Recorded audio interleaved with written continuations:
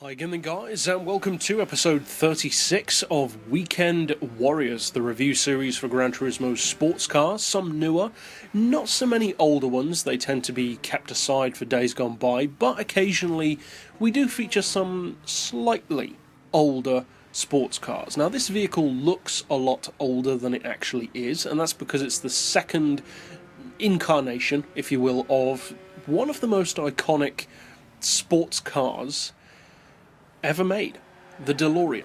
This is the DeLorean S2. It's been on GranTurismo for a little while now, and it's a vehicle which, to be honest, I've never really been a huge fan of. It's a very famous car, of course, from Back to the Future, but apart from that, it's just not that great. It's different, it's unique, it's interesting, but it's not overly quick, at least in stock form, and on GranTurismo 6 it's very expensive at 525,000 credits, which is far too much. This car does not deserve or need to be that expensive, but it is, and there's nothing we can do about that. So the more important question is it worth buying regardless of that price?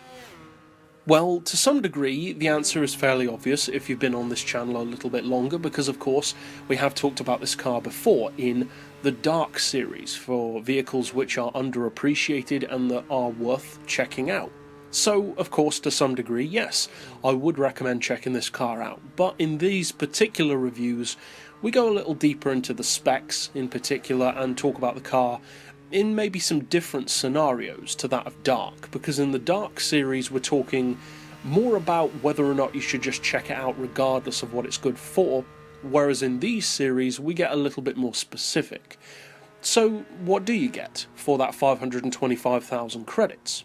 Well, you get a fraction under a technical 2.9 litre engine. It's actually a 2.8 because it's just under 2850cc. And from that engine, which is interestingly rear-mounted, a rear-engine, rear-drive car like a roof, you can actually put out a pretty respectable 508 horsepower and 422 pound-feet of torque. That's a pretty good start. That's more powerful than it certainly looks, I would say, and more powerful than you'd probably expect from its slightly dated engine, an engine which incidentally, or a type of engine, which it shares both with Alpine models and also one of my personal favourite obscure Volvo models called the 262C, which was designed by Bertoni. Now this particular vehicle only weighs in at 1,054 kilos with the full weight loss package. It interestingly, but not really importantly on GranTurismo, has a stainless steel body, which you'd probably think would make it quite a heavy car, but it really isn't. 1,054 kilos is quite good actually. And as such, that relatively low weight, combined with the pretty decent 508 horsepower, means that the horsepower per tonne on this vehicle is 482, and that's not bad at all.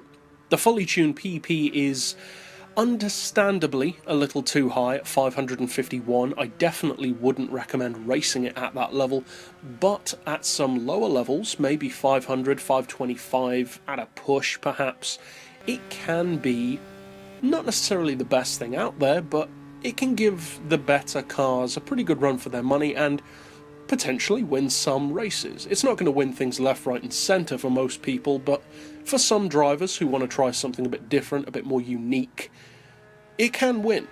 But the particular area where this car does best is tracks which require a mix of handling and straight line performance, because in a straight line this car has a very good top speed. It can do around 240 miles per hour without slipstream or nitrous, and that really is very good, not just for this car but for any vehicle with that kind of power. That's very respectable. The handling is not necessarily quite as challenging as a roof or some other rear engine, rear drive cars, and actually the handling on this car is better than I would have initially thought it would be before I'd first driven it on GranTurismo. But one of the interesting changes that this car has compared to most other rear engine, rear drive cars that most GranTurismo players are used to, because they tend to be Porsche based models, is that it's actually a much lower and wider vehicle than a roof typically would be. They're quite narrow. The Porsche 911 isn't an overly wide car, so the vehicle itself can have not necessarily a huge amount of body roll, but certainly more body roll than something like a DeLorean can be tuned to have, because this is a very wide, flat vehicle. It has a very exotic stance in its own weird way, and as such, you can actually make it have pretty good cornering ability, I would say. It doesn't even necessarily feel like most other rear-engine, rear-drive cars typically would, and I would say that's a good thing. Overall, the DeLorean, and I have mentioned this before in the Dark series, is a car which I find surprising.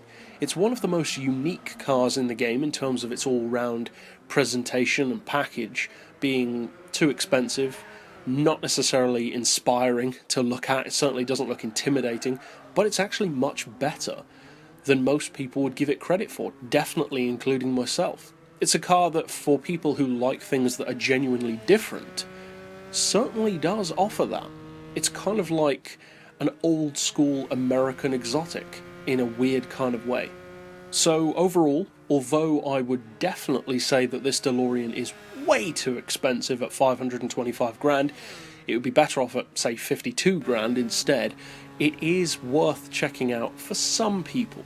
It's definitely not a mainstream essential purchase, but for people who do like those kind of oddball cars, which usually is the kind of cars that I love, I just don't in this particular case, it does deliver on that, and it is deceptively quick in a straight line. But that's it overall for this particular pick. I'll see you guys next time, and as always, thanks for watching.